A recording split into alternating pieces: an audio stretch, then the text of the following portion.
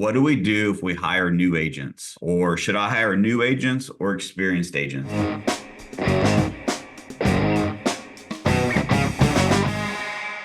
Welcome back to another episode of All or Nothing in Real Estate. I'm your host, Matt Smith, the founder of All or Nothing in Real Estate. This podcast is a movement to give back to this amazing industry that's given so much to me and my family. And today we're just going to go right into it. We're going to go on a hot topic as a team leader, as a coach, as someone that partnered for a Zoom that got over 1,200 team leaders to register with it with John Cheplack on 3 recruiting funnels that convert. The number one question that we are getting is, what do we do if we hire new agents? Or should I hire new agents or experienced agents? As I'm a leader growing my organization, what are the differences between bringing on new agents and bringing on experienced agents?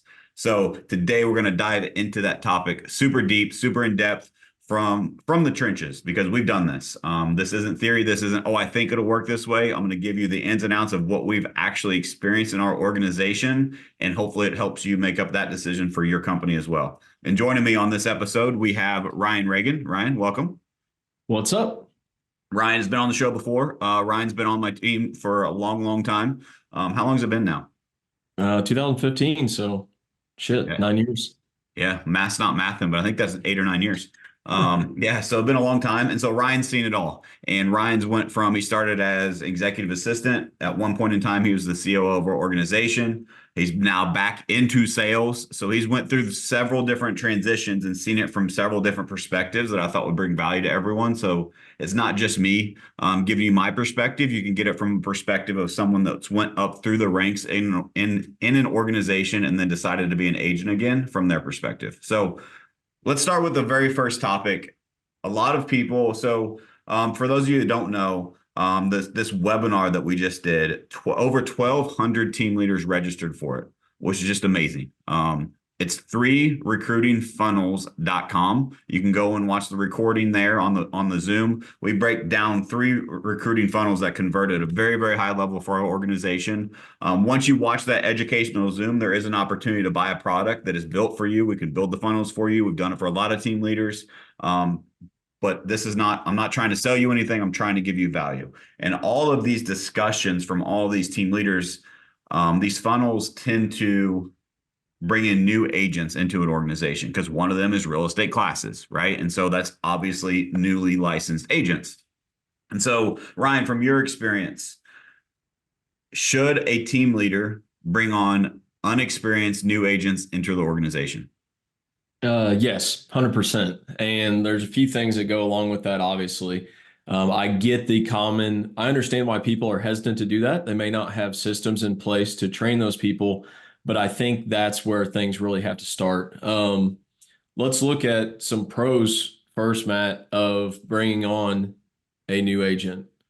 For one, they're usually hungry and excited. They haven't been beaten down, which some experienced agents can have if they've had bad experiences on other teams in the past, right? So they're excited, they're hungry. Hopefully they're willing to work. You've got to maybe help determine that a little bit, but they also don't have any bad habits yet from being an agent that the experienced agents can tend to have. Ryan, are you saying that agents have bad habits? All of them, including me. 100%. I love it. So, and where Ryan is speaking from is he's seen it, right? And Ryan's been, again, part of this company, this team, this idea when it was just an idea.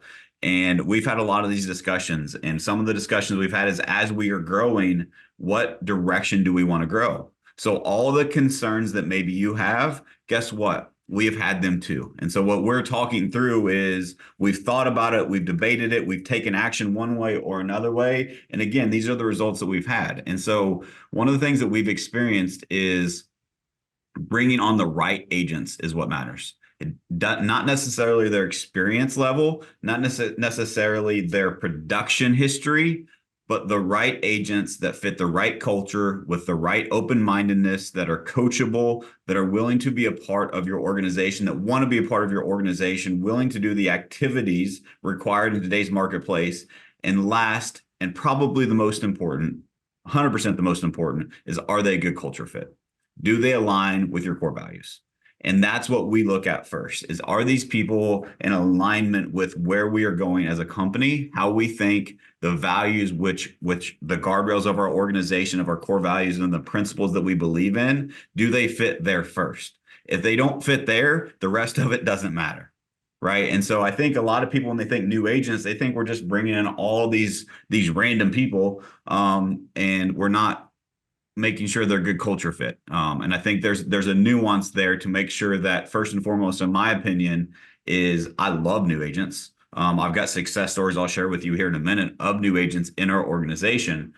But I think the more hesitancy is people hear the horror stories, right? They hear, well, someone brought in all these agents, they were inexperienced, and they just wasted all this time, energy, and money on these new agents. And that will happen. But that will also happen with an experienced agent. That's just called recruiting, right? Yeah, like, that's just part of growth. You're not going to bat 1,000 on either end of the spectrum there. So it's hiring to the core values, cultures, and standards of your team. And then that also allows you to quickly filter out people that turn out to not be a great fit. Yes. You got to have those things in place to recognize that as you get into it, and bring people in and filter people out that aren't a good fit. 100%. And I wrote down a note here as I was thinking, getting ready, prepping for this show, is for those of you that are in the mindset of, I don't want to hire new agents because it's too much work, it's too much risk. They don't have the experience yet. Maybe they're not, quote unquote, I've heard this before, they're not worthy of joining my organization. Whatever your mindset is, I don't care. I'm not here to judge, but I want to give you a perspective shift. So if you're of that thinking, I'm going to ask you a question. Were you ever a new agent? Did someone give you a shot? Did someone give you an environment? Did someone give you some training, some coaching so that you could be successful? Who are you now to say that these people don't deserve a shot in your organization? Just a question.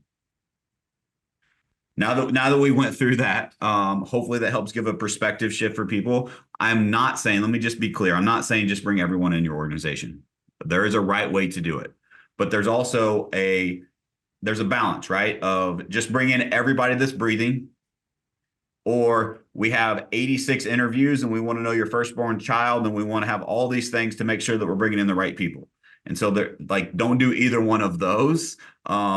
Make sure that you fall somewhere in the middle. They have a proven process that what we ask for in an interview is we try to get them to know them as a person. Who are they at the core as a human being, and do they align with our values? Once we get the feeling that we feel they do, we don't know, we get it wrong. But once we get the feeling that they do, now we go to standards and expectations. And here's what we require to be in our organization. Are you willing to do these things? And if they meet our culture, we get the field test, and then they're willing to do the work that is required, we give them an opportunity to join our organization. Do they all work out? Nope. But that's okay. That's okay. That's better than bringing people in or not bringing people in that could have worked out. Right. And so what I recommend is find that happy medium, bring people in, and you bring people in groups. Here's tip number one. If you're taking notes, you're going to bring in agents of any level, bring them in groups. I'm going to say it again, bring them in groups. If you get a new job, do you get a start date? Yes. The answer is yes. We all do. So why do we not approach real estate that way? We fall back on our heels and say, oh, you can join when you're ready. No, our next onboarding date is such and such date. We'd love to have you join at that point. If you're not able to make it, no worries. Our next one is this date. And whenever you have that, now you're able to control your onboarding. You're able to control your training, control what we use as our first 2 weeks is boot camp. And for those of you that are like, well, we don't have a boot camp, Matt. Cool. Build one. I'm gonna call everyone out that's listening to this, because I do this every time, and most people are scared to death to admit it. But I've been blessed to share from in front of some large stages some of the things that we do in our organization, some of our stories, some of our success. I became good friends with people that share their success stories, that sell thousands and billions of dollars of real estate.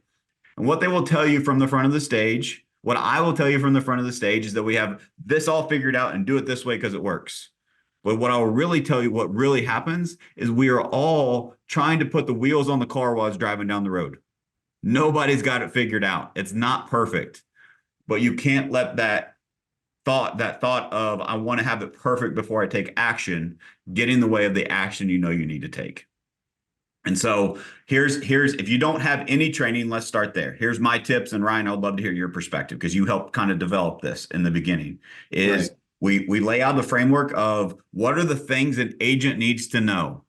They need to be prospecting. They need access to our systems. They need to know how to what scripts we use. They need to know our database management policy. They need to know how do they turn in a file once they get it under contract. They need to understand a contract. Like they need to understand how to negotiate. What are the basics of what do you teach your team? What are the things that you do that are the fundamentals?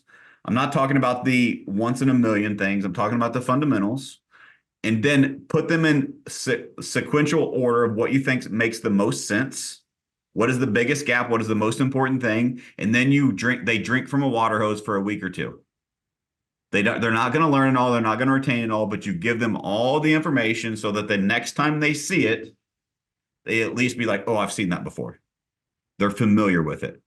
And it gets better over time. And another tip is as you're doing these classes, just record the damn thing. Record it on Zoom, and so that they can go back and revisit. You don't have to do the classes every single time over from scratch. A lot of times what happens is I think we try to overtrain, and instead of getting them back to revisit the training that we already did. And so just record it. That way you have a training library. You have a training course. The first time that you do it, say you have 3 agents that want to join next week. The first time you go through this boot camp that I laid out the framework of how to do it, and you record your classes, guess what? You now have a boot camp, and you have it recorded for if you have an emergency and you're not able to make it to session 3 next time, guess what? They can watch a recording of session 3, and then you can revisit that with them later. Ryan, what are your thoughts? Yeah, so you just don't want to overcomplicate it. Like Matt said, you're going to be figuring out a bit as you go. It's not going to be perfect the first time around. You're going to continually edit and audit as you're going through this process, so it's better the next time around. We started out very, very basic whenever we first started growing our team, and have continued to audit that, make it better each time we have an onboarding class. And like Matt said, it doesn't need to be the detailed one-offs. It's sticking with the basics. And I think you'll find that that's what's going to be most important, because if you went and looked at what would be most important for your experienced agents to make sure they keep in mind, it's just those basic things as well. So, Oh, dude, that's so stick good. with So that. yeah, that reminds me of something. So a lot of people are struggling right now. If you're a leader, this show is specifically for you if you're a leader, right? We're talking about growth and getting new agents who you should hire. And I think a lot of leaders fall into this trap of what is the next new thing I'm going to train my people? And I'm going to let you in on a little secret. We repackaged our onboarding for our existing agents, and my existing agents know this. They know my trick, and they're asking for more of it. But we repackaged our onboarding, and we called it Agent Excellence, and we did it for our existing agents, and they said it was the best training they've ever had in our organization because they understand that the basics and the fundamentals are what wins. And if we can do mastery of those basics and fundamentals, then you will have success in this business. And so I think that we just overcomplicate it, and we want it to be sexy and we want it to be fancy, and it just doesn't have to be. Just mastery of the basics and fundamentals, and that's where you stay in that lane with the people that you're onboarding. That's where you will win big time. And I think something, I don't want this to be skipped over, something Matt said earlier is, bringing on a bunch of agents to find those few diamonds hidden in Yes. there is 100% worth it. It'll take you having one success story out of that for you to be addicted to finding more people that you can pour into and help find success in the real estate industry. Matt, I know we've got a bunch of examples of that. Do you want to go through a few of them? I do, but I want to circle back on that. I want to make sure because we're talking just new agents so far. So let's give perspective shift before I absolutely want to go there, Ryan, but let's give perspective shift on experienced agents, right? Sure. And so, should you hire experienced agents? Yes. Should you hire new agents? Yes. As long as they're a good culture fit and they're willing to be held accountable to the standards and the expectations of your organization. So I think that we overcomplicate it, and we feel like we have to play by these rules that don't exist.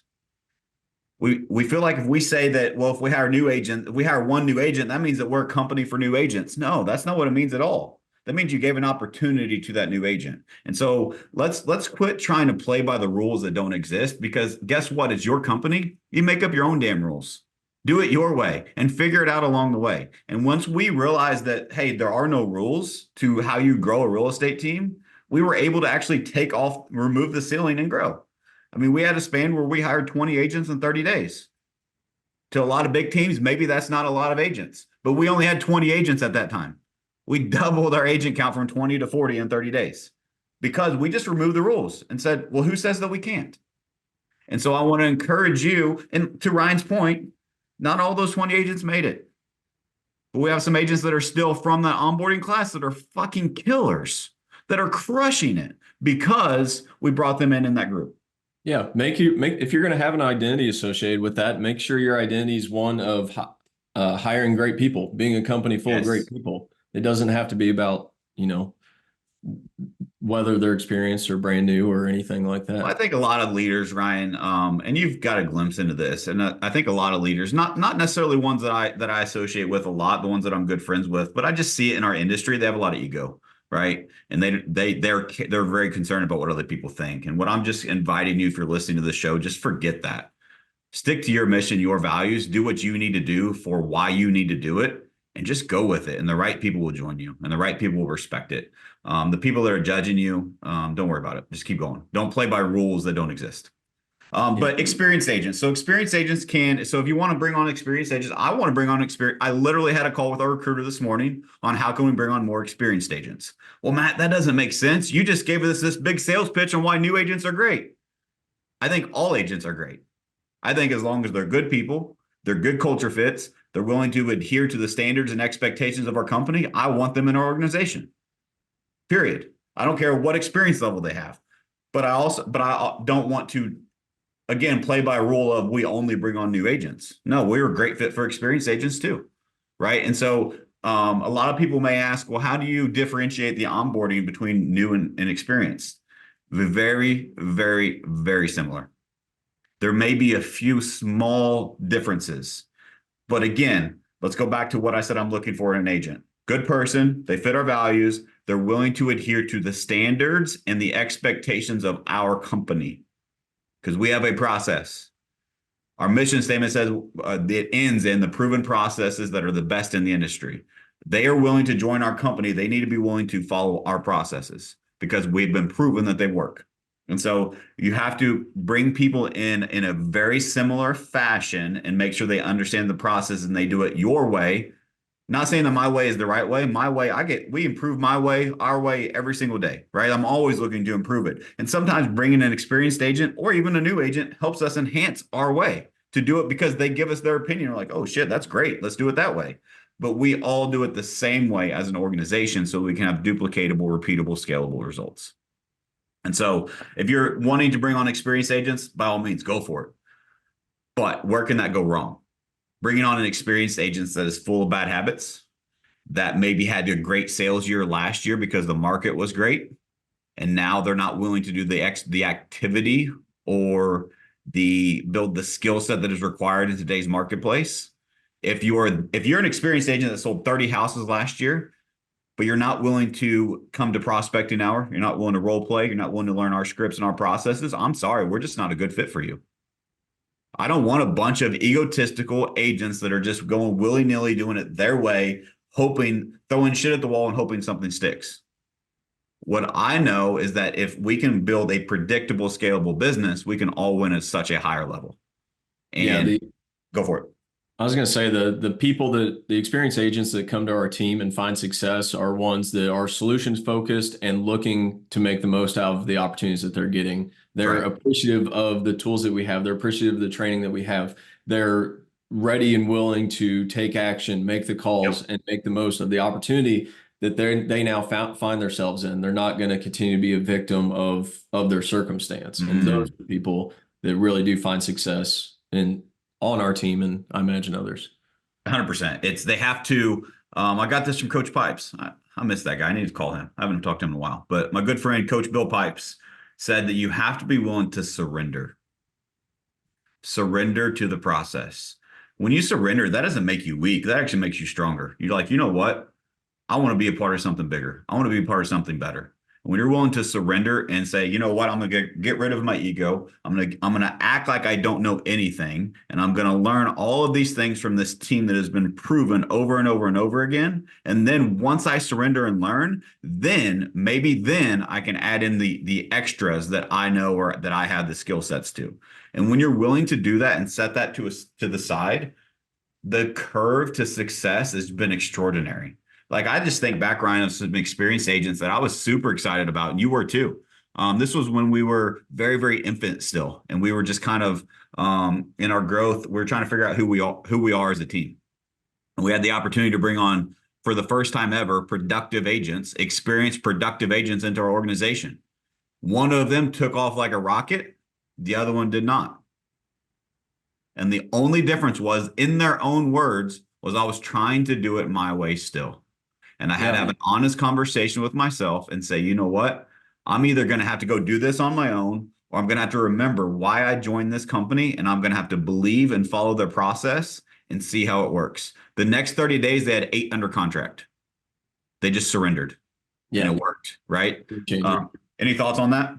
Yeah, I mean, that's 100% true. And I remember that exact situation, that exact time period. And it really was, all right, I'm just going to get out of my own way, follow the process, and really never looked back from there, and found great success. I love it. And I think too, like, so this is for leaders. But if you're a team leader right now and you're in a leadership position, I want you to learn from that lesson I think there's great lessons for an agent to learn, but also from a leadership perspective. I think too many leaders, and I'm not going to lie, I was close to it.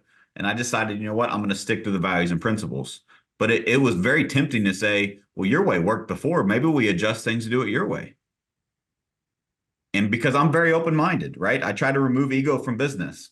But what I also observed in having that in-depth conversation is, at the end of the day, if you're not willing to do these bare minimums that are the standards and principles of our organization, the things that you say work that we aren't doing aren't going to matter. And so let's meet in the middle and let's develop a plan and let's do this. And once we got on the same page, and again, like that conversation it was a very, very tough conversation for someone that was a top producer to join a team in our market was unheard of. And this top producer was struggling. And they were struggling because they wanted to do it the way that they always had done it. And they were at the point where they were either they were going to surrender and do it our way, or they were just going to quit and go do it on their own. And a lot of team leaders would act in a desperation mode and say, what can we do to make it work your way? And I just chose, you know what, you joined our organization for a reason. Let's revisit those reasons. Why did you want to be in alignment with us? Oh, because of this, this, and this. And I just reminded them of those things. And then we still left that conversation with, you have 2 options here. You surrender and do it our way, or you go do it on your own. I'm fine either way, and I will still love you. But those are the options. Doing what we're doing now is not an option. So you go home and think about it. Which one of those do you want to choose? I'll support you either way. And thankfully, they came back and said, you know what? Let's do it your way. Let's do it the MSREG way. And they had massive success for many years in our organization. All right. So, man, I'm going all over the place, but if you can't tell, this is a topic that I'm very, very passionate about, because I think a lot of people struggle with this because growth is hard. Change is hard. And I'm just very, very fortunate that I went through it enough, and I've been around enough of the right people, that I've had enough experience and enough, I call it old man wisdom in this area, that I've learned a lot of lessons that I think a lot of people could learn from, because there's just a lot of people that they get stuck in that paralysis by analysis. And, well, what do I do? Well, I'll grow when, I'll recruit when, well, I'll get new agents once I get my onboarding in place. And that's such a dangerous place for you to live as an entrepreneur and as a business owner. You got to take action. And again, what I will tell you, let me recircle back to something I said, and this is me saying it personally. And also, I've heard so many other team leaders that I highly respect that run phenomenal businesses, that on the outside, they appear to have everything working perfectly. They will tell you their organization is a dumpster fire. There's always problems. They're always growing. They're always learning and always evolving, just like you. But the difference between them and you is you're sitting around getting stuck in paralysis by analysis, and they're just taking the next step. They're doing the next right thing right. Do the next right thing right, and you do that over and over and over and over again, and quit waiting for it to be perfect, because it never will. And that's where growth happens. All right, Ryan, where do you want to go now? Let's talk about some of those success stories. Let's do it. Um, Man, Sean MacArthur, agent on our team that's been with us maybe 2 years now. Yep. Last year was his first full year, so not even quite 2 years. He had 30 transactions in his first 6 months on our team. I'm going to say that again. A brand new agent, zero experience. Zero experience in sales, zero experience in real estate. Joined our organization, and in his first 6 months, had 30 houses under contract and sold. What do you think? 30. What do you think was the key thing for him, Matt? Man, I think that this is just a common theme of what I've seen success, is that they're coachable, right? They're coachable and they're willing to do the work. Yeah, If I'd you say are coachable, discipline. meaning that I can give you feedback without your feelings getting hurt, and you will actually learn from it and you will improve upon it. And then you'll go use that to take productive action. Like I've not seen anyone personally that has those two attributes at a high level that hasn't won at a high level. Like, what is your willingness to learn and listen without being defensive, and then go and take productive action on that lesson? Like, that's the secret sauce, in my opinion. I don't know. I'm curious your opinion, Ryan. Yeah. I think being disciplined and, like you said, being willing to learn. What you said is spot on. But I think a lot of that comes down to discipline as well. A couple other people that here lately have been killing it, brand new agents in the past few months. I know Cody, he got 7 under contract in his first 90 days. And what do you see out of him? You see him participating in all the training, participating in role play, taking what he learns and then going and putting it into action. I think that's the biggest part, is being willing to go out there and do it on the battlefield, making calls, having those conversations, and consistently learning from each one. Because Jessica, who joined us even shorter time ago, she's already set like 28 appointments in the first 3 months. She's crushing it. And like, for reference, so Sean joined after the pandemic market. He got like this much of the benefits of the crazy pandemic market. But when everyone else was like, holy shit, what is happening to this real estate market? Sean was crushing it because he didn't know any better. That's one of the things. And we said this on our webinar. John Cheplak said this yesterday on the webinar that we hosted. One of the great things about new agents is they just don't know any better. They don't know how good it used to be. They just know, here's the process that I'm told to do. And when they put their head down and they follow it, they have amazing results. So so that's perspective for Sean. But for Cody and Jessica, there's a lot of teams that are hurting right now. Like, I was having a conversation with the team leader. There are team leaders right now that I know that are in the red $500,000 year to date. It's a tough market in a lot of areas. There's a lot of agents that are struggling. Last year, 70,000 agents got out of the business. It's tough. But what if I told you that Cody and Jessica joined our organization about 4 months ago? Their stories are right now. It's real. Again, in his first 90 days, Cody got 7 houses under contract. In this market that everyone's saying is so hard, it's so difficult. And Matt, we can't have inexperienced agents. They won't have success. Cody got 7 under contract in his first 90 days. Jessica set 28 appointments and 4 under contract in her first 90 days. In this marketplace. It's March 2024 right now when we're recording this. Like, they came in March 1st. They came in at the end of 2023, where you couldn't have many great things to say about the real estate market as a whole. And I think that's just a perspective shift, I hope, for some people. There's your evidence. There's your proof. And I could give you story after story after story. But the whole point of this is I think people are asking the wrong question. And I say this all the time. Like I literally had a message like yesterday. Someone said, "What's your number one lead source?" I said, "You're asking the wrong question." Right? Like ask better questions, you get better answers. And someone is asking themselves, should I hire new agents or experienced agents? Let me just help you change the question so you can get better answers. Should you hire agents?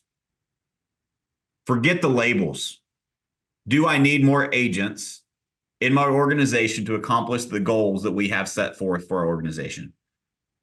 My bet is that if you're listening to this, you want to grow, and so you need more people to grow. Let's talk about bringing in the right people that fit the culture, that fit the values, that are willing to do the work, that are fitting the standards, the expectations, that are coachable, that are open-minded, all these amazing things we just talked about. Whether new or experienced, those things are in common. Those things are required to join our organization. Once you join with those character traits, I think it is so crucial that you have consistency in your training. So let's talk about we talked about onboarding, boot camp, onboarding. It's 10 days, right? It's just you drink from fire hose. But what does your 30-day check-in look like? What does the leadership look like for the next 30 days? What about 60 days? What about 90 days? Do you have standards and expectations? There's a reason we know what each of these new agents got under contract in 90 days. Because if you don't have a contract in 90 days, you're no longer in our company. We want productive agents, and we are very clear with that up front. But if you're willing to follow our proven process, we got one that just got 7. So it's possible, right? But I think too many people just get stuck in that. They bring on a new agent, and they're like, well, how come they're not working? Well, have you set the proper expectations? Do you have the right standards, the right training, the right accountability, with the right coaching to help them set them up for success? Because it's our job as leaders to facilitate the environment for the agents to make the choice to be productive. And what I want to find out is, did they make the choice, and are they willing to back it up with actions? So speaking of standards in onboarding, like I will tell you, a good boot camp class, there's a reason we call it boot camp. And I coach people to this, and I've done this in our organization. If you go and join the military, you join boot camp, does everybody make it? If everybody made it, would we have the best army in the world? It's not a participation trophy. Guess what? The Army's not for everyone. Guess what? Real estate isn't for everyone. Right now, it is tough. It is hard. So if you're not willing to suffer for the first 2 weeks and do the activities and make the calls and follow our process, then you're not going to make it in the industry. And so I'm going to show you that I care by helping you get a real job before you go broke in this business. And so when you bring people in, I think we have this, let's talk about ego again. The failure rate of real estate agents is 87% of real estate agents fail within the first 3 years. That's the stat thrown around there. 87%. So who in the hell are we as team leaders with our big ass egos to think, well, if you join us, you'll be successful? This business isn't for everyone. And so you can't pick who's going to be successful, who's not, especially if you're labeling a new versus experience.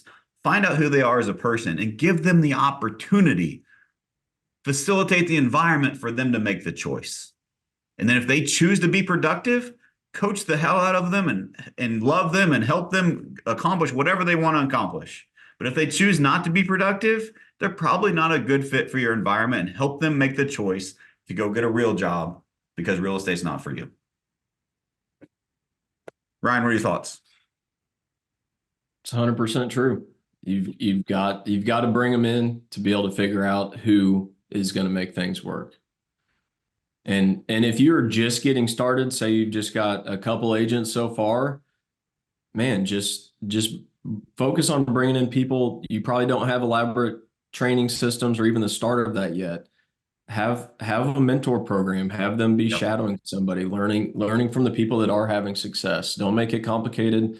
That's how we got started. Like I said, just continue to grow things from there. 100%. And it's little tweaks and little improvements and little adjustments for the next time, right? Just for lack of a better term, journal whatever is going on, and next time we're going to make this change, and then make that change before next time. make that improvement. And then over time, you look back and you be like, holy cow, look at our onboarding, right? It's a pretty cool process. Yeah. Ryan grinned because he's like, yep, that's exactly what we did. Yeah. It's a lot better now than when we started. That's for sure. I want to also talk about, and this is something that I think a lot of people they underestimate the value of this in recruiting. So John Cheplack says this, and I believe him when he says it. Recruiting solves all problems. Real estate team leaders, recruiting will solve all of your problems. And a lot of people will say, well, Matt, I don't want to recruit because I want to protect my culture. I want to protect my culture. I've been that guy. But here's what I'm telling you you're going to do for you if you're trying to protect your culture. You are limiting your growth and the potential of everyone that you supposedly love and care about. Because as you grow an organization, so does their opportunities, their life, their capacity, their ability to perform at a higher level, and their ability to grow for their future, for their family. So you want to know what protects culture, culture? real quick. Next thing on culture is I think a lot of people understand, like they say, I want to protect my culture. I want to protect it. Cool. Tell me everything that's wrong with your culture. Tell me everything that you wish was better. What do you think could be improved in your culture? Write it down. Make a big, long list. Now go tell everyone in your organization right now, go change this tomorrow. And they will laugh at you. Human beings struggle with change. It's hard to change behavior. Do you want to really enforce change? You want to improve culture? I believe culture is a living, breathing thing. Culture isn't, oh, we have a luncheon every Friday. Oh, we have coffee pot chat. No, culture is the living, breathing thing that what is the feeling when people walk in? Do they feel welcomed? Do they feel invited? Do we have values that we stand for? Are we a culture of productivity? Are we a culture of excuses? Are we a culture of solutions? Are we a culture of productivity? Are we a culture of, it's okay to slack off? And so all those things that embodies culture, list out all the things that you wish were better. It doesn't mean that it's bad, but you wish were better. Now, guess where you can really change and facilitate positive change in your culture? Your next onboarding class, remember those two key components, the standards and expectations. Those standards and expectations that you set for the next people that you bring in, the new subculture, those things you want to improve, they are the ones that will improve it for you. You want them to make more calls. You want them to have more solutions. You want them to do more marketing. You want whatever it is you need in your environment to improve. The new standard for the new people will improve that. And then when they start doing that and seeing results like the agents that got 700 contract in their first 90 days in our organization, guess what? We put that in the front of the room and all the OGs in the room are like, holy shit, what is that agent doing? Because I want 700 contract. I need to do more of that. And now they want to improve versus feeling forced to improve.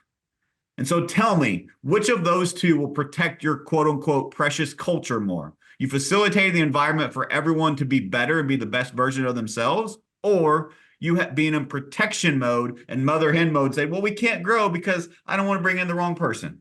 Which one of those serves the people you supposedly care about at a higher level? You have to grow. You have to grow and improve your culture. There's another theme that I'm saying right now in our organization. If you're neutral, you're negative. You can't just exist and say, well, our culture is good. I don't want to stir the pot. By definition, it is getting worse. Your culture is either improving or declining today. It's doing it again tomorrow and again the next day. You have to be proactive with improving it. And guess what? If you're growing an organization, it's not your culture anymore. It is their culture. And everyone has an input. And what are we all collectively improving the culture together? Are we showing up neutral or are we bringing the culture backwards? I think it's so important that you bring in the right people with the right attitude, the right mindset, the right standards, the right expectations, the right values, so that you can truly protect your culture. Sorry, Ryan, I interrupted you. No, I was interrupting you. What culture, to that same point, what culture is easiest to protect? One where you've got 5 people doing things great, or one where you've got 1,000 people doing things great? Which one are people going to come into and have more success and more easily see where they need to fit in, where they need to improve, and actually grow that culture? That power of having 1,000 people is a game changer compared to just 5. If you don't recruit, just be stuck with that small 5 people. And let's talk about something a lot of people are scared to talk about. And I used to be this person. But I believe in recruiting, and I believe that we don't have a one-way door in our organization. People can leave whenever they want. I hope they choose to be here, but if they don't, that's on them. Cool. I love them anyway. If you don't recruit and you don't consistently recruit, you are wearing handcuffs as a leader, and the patients are running the asylum. And yes, I meant it that way, because if you let a bunch of real estate agents run a company, it might as well be an insane asylum, right? We're all crazy. So you have to have structure in place, and you have to protect your asset of your culture, of your investment, of your team, of the future growth of the clients that trust you. And the only way to do that is recruiting and growth the right way. Because we've all had agents that come in and they're super productive and they're doing great, and then all of a sudden they get comfortable. And then they stop doing the activities. They stop getting their results. And then suddenly something happens in their personal life. And then what happens? Are they the same chipper, happy-go-lucky person? No. Life circumstances happen to them, right? Life happens to all of us. Now, is your culture strong enough to withstand that and bring that person up? Or is that person going to have such an impact in your culture that it's going to bring everyone else down? Most people, when you have that, they're like, oh God, what do I do? Me? Yes, I'm concerned with it. I'll reach out to them. I'll have the conversation. I'll help them personally. But our culture is bigger than one person, including myself. Our company is bigger than that. Our mission is bigger than that. And I think the only way that you can accomplish that is by having enough of the right people in your organization to grow. And I don't care if they're a new agent, an experienced agent, it doesn't matter. You need people with the same values, the same mission, the same standards, the same expectations to help improve your workplace. And it really, when we're talking about culture, I'm not just talking about like hey, we're friends and we get along. Yes, that's important. But we also are a culture of productivity. We also are a culture of standards. We also are a culture of integrity. We also are a culture of we accept responsibility for everything in our life. And I think that culture is just a buzzword that's overused. But if you really want to, quote unquote, protect your culture, you got to bring in enough of the right people to help protect it and to help improve it. Cool. Ryan, I written this down earlier. You said diamond in the rough. I think we were talking about onboarding in groups. Elaborate on that a little bit. Yeah. So, I mean, really what I'm saying there is it's going to take on bringing more people than you expect to end up keeping. Like I said, you can't bat 1,000 in this process. We used to think we could. Yeah. Yeah, of course. And we did for a while. Because we're awesome. Yeah. Everybody likes to think they're better than they are. And yeah, I mean, we had great success early on, bringing people on. Everybody did great, but it's at scale. You can't always do that at scale and get to where you need to go. So you're going to bring in 5, and maybe you find 1 or 2 that turns out being great.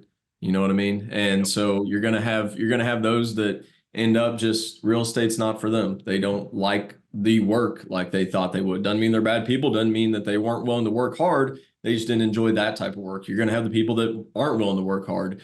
You're going to have people that have a life event happen that real estate just isn't a great fit for anymore. Yep. It's going to be a variety of situations, but then you're going to have those people that it is the right fit for. And without providing that opportunity, they would never had it. And like I said, it only takes one of those people bringing into your organization and seeing the results that they have and their life change, their family life change.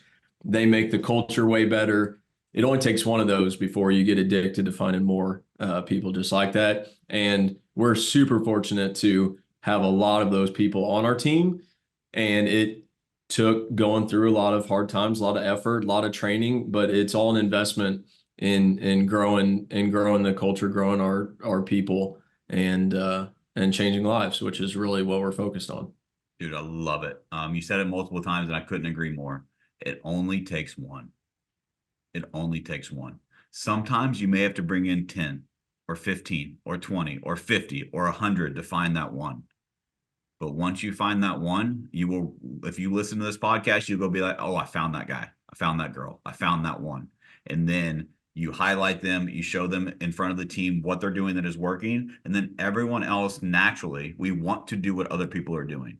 They don't want to be, Nobody wants to be sold, but everybody wants to buy, right? So they want to be successful, but they don't want to be harped on and they want to be told what to do. How can we help them self-discover their own gaps and the own activity that they need to do? They do that by experiencing it through the lens of someone else and seeing the success that they have. And you only get that through growth. And I'm going to end on this. If I haven't sold you on recruiting yet, I don't know what to tell you. It's the only way to grow an organization. It's the only way to solve all of your problems in your business. Recruiting is important. Maybe this will help if you're still on the fence. I don't know if I want to grow. Even if you want to stay the same. What happens if the top 25% of your business walks out the door tomorrow? 50%. What if your top producer says, you know what? I'm not going to be in real estate anymore. What if your top three say that? What are you going to do? How's that for protecting your culture? Or you can have the mindset that Ryan and I shared with you.